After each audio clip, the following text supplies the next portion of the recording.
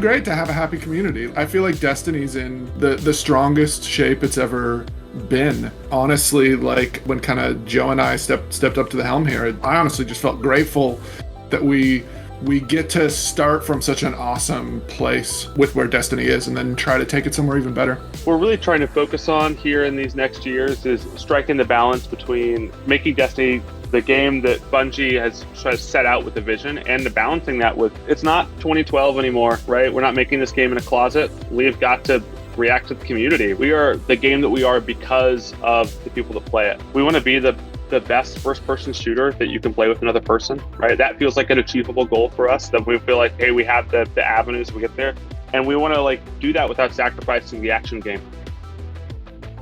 I think there's like both short and long-term things that we need to think about with this problem. Crafting is part of the solution. We think about new systems here. We think about ways in order to be able to, hey, can we invent a system where you can feel like you only need one of the thing? If we change how the meta works and you've really invested in this thing, you can be like, okay, I'll go back and I'll switch it to the perks that I want. I'll go make it, with the perks that I want this time, and not feel like you have to put 27 glaives in your vault. This is a thing we talk about a bunch. Like there's just this constant tension between helping you protect your legacy of all the awesome stuff that you've gotten and have access to it all, and then also wanting to go check out the new stuff. I will say, like, one of the biggest steps that we tried to take along this road was allowing you to universal armor ornament any armor this last year. I think that definitely helped. Every time we take a step in that direction, whatever space we free up very quickly gets filled up again, and then it's like, okay, now we're at the limit again. When's the next step gonna happen?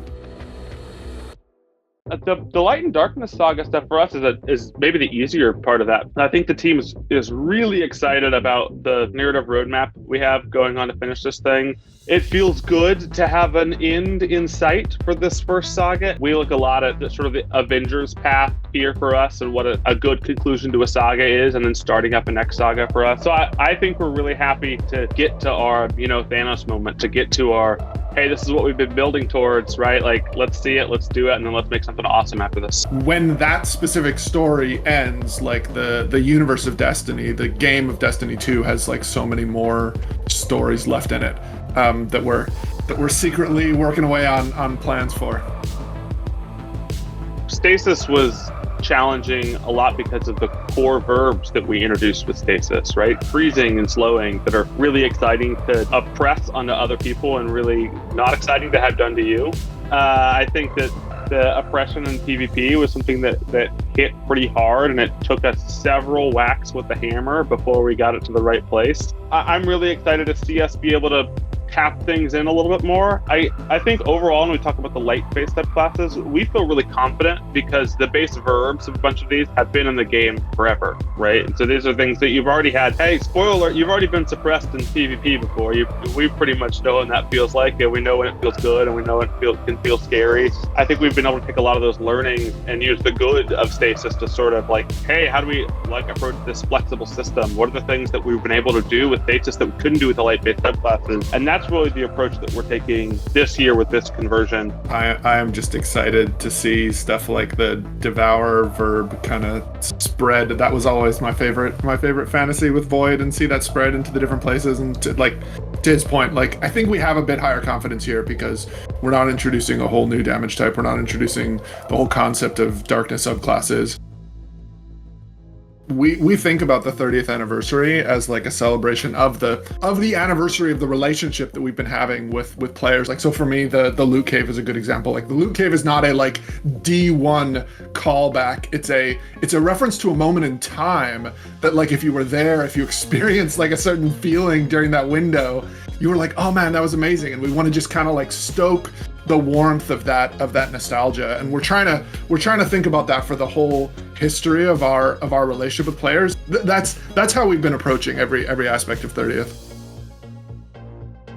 Yeah, I'll talk about Galahorn. It's in some ways the most iconic gun of Destiny. Right, when I talk to someone and they talk about Destiny and they don't know what Galahorn is, I'm like, you probably have not played Destiny.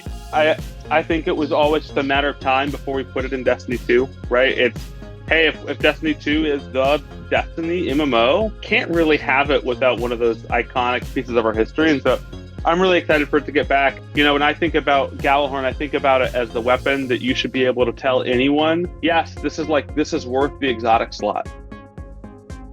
We need to start opening the faucet on maps and modes again. We know that. We really spent a lot of our effort this year repairing the foundation of PvP, right? Getting the sandbox in the right place, getting trials as we think of like the sort of premier competitive mode into the right place, getting anti-cheat into the right place. Now that we have a bunch of that foundation, we're looking and saying, okay, how can we make sure that Destiny PvP is always a part of the game? This is like part of our secret sauce is the like, hey, Destiny is a game where you can kill a dreg and you can get a gun and then you can take that gun into PvP and shoot your friends with it, right? Which is like a thing that not a lot of other games have. In the Witch Queen year, we're going to focus on opening that faucet again. We've got modes in development. We've got maps in development. They're going to come out slower than I think people want them to. But I think ultimately what we're going to try to get here is consistency. Like the future of Destiny, as you're a PvP player, I want you to understand how many modes and maps you get a year and about when they come out. You may not be happy with every map that comes out. It may not be your favorite map, but you should know if you're getting a map or not. You should know when you're getting a mode and when you're not getting a mode and when you're going to get systemic upgrades. And so the team has been really working on building that backbone out and making sure that we're going to be able to be predictable in the future. We want to make sure weapon crafting offers some immediate value, but we're also we want it to feel like a long-term pursuit that you can put a bunch of time into if you want to, right? And so for us, it's about making sure that curve feels right on the progression, making sure that when you get into the Witch Queen, you're like, oh, I see why this is useful. It should be a system that anyone can enjoy. It could be something that everyone participates in. And for that to be true, right, it can't come in with these like highly prohibitive costs. But at the same time, we don't want weapon crafting to be a thing where you're like, week one of Witch Queen, like, yep, unlocked all the recipes, unlocked all the things, guess I'm done here. Like, where's my new content, Bungie? This wasn't like a feature that we just added because we wanted a cool feature for our latest expansion. Like, this is a thing that we think becomes part of the fundament of kind of how you play Destiny and how you take your favorite weapons and customize them and kind of make them your own. And we want that to have legs for years after the Witch Queen comes out.